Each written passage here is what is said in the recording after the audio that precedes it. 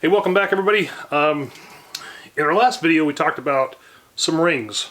One-piece rings made by F3RMachine. I got my hands on these. One is a standard and one's the cantilever. So we've got the nice cantilever here and we've got the standard here. These are 1.25 inches high, and well, I was kind of back and forth on, do I put them on the Creedmoor rifles we put together, or do I put those on the Grendels that we just finished? I shouldn't say just finished. Right before the car accident, I had finished this here. I love this. It's a 6.5 Grendel. And we got another 6.5 Grendel that we put together for Cody. This one here. Now, these have the just cheap rings on them, and not a huge fan. I mean, they work. They're all right.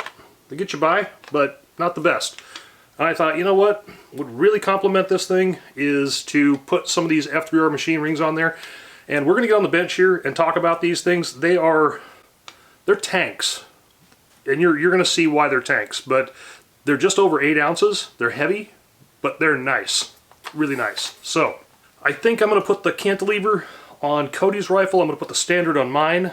Both scopes that we're running, I've just kind of test fit on mine. It's going to fit actually really nice.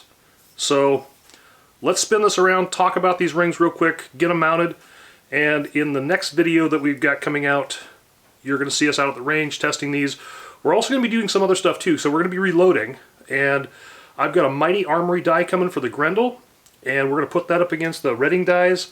I'm sure I'm going to be happy with them, but we're going to be out doing some shooting, some reloading, kind of dialing in these Grendels a little bit. So expect to see some of that coming up. Anyways, let's turn around, get on the bench, see what this is all about.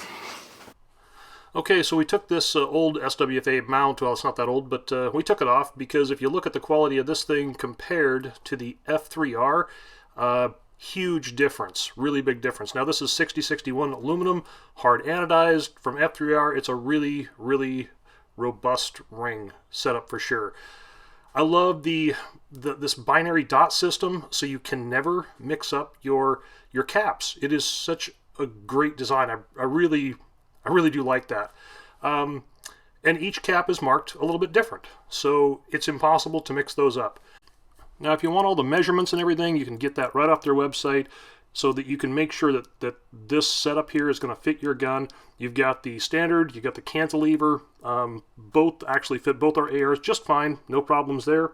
But you can at least get those measurements right off the website, really convenient. Now this has a flush rail design, and it also has the machined in lug. So that is impressive, I like that. Very heavy duty, very thick, the perfect bore because it's bored from a single piece. The whole thing is great. I really like it. It's got some other provisions here for potential accessories if you want to put other stuff on there. And F3R is going to come out with some other stuff too. So just keep an eye on their website and we'll see what's coming up next. Now these do take it's a Torx T25, but it's a Torx Plus. So it's not a standard Torx. Can you use one? I wouldn't recommend it. They're a little bit different, so just be aware of that. Now, they do come with their own little Torx key that you can use. I prefer to use the socket, but nonetheless, they do send one, so that's great. I prefer the socket just because we're going to torque these down. However, this will certainly get the job done, and it'll be just fine. Now, one of the really nice thing about these rings is they have a nice bevel. All the edges are nicely beveled. That is a win in my book. Really like that. And you can see the difference here in the build quality and just the overall thickness compared to your standard, less expensive ring, right down to the bolts that hold these things together. Big, big difference there. All right, we'll take these down to 50 inch-pounds.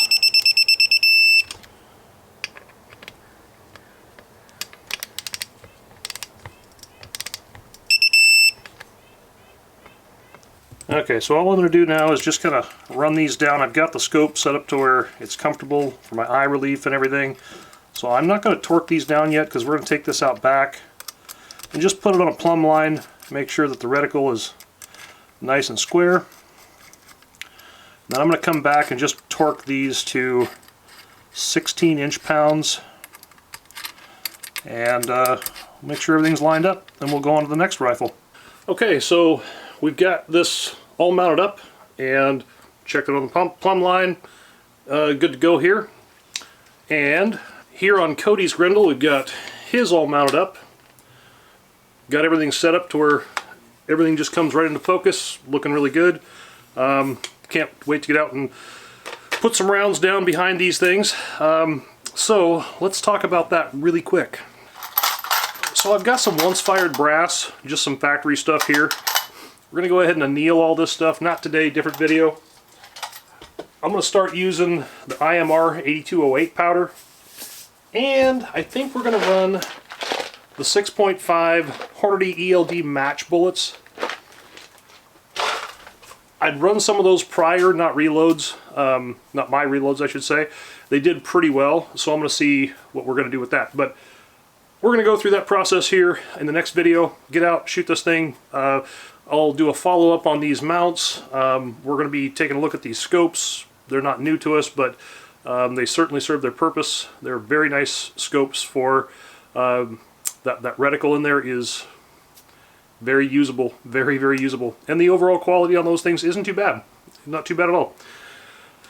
And we'll be talking a little bit more about the Grendel builds, some of the components we used, things like that. We have a lot of stuff coming up. So anyways, I'm going to link a bunch of stuff below.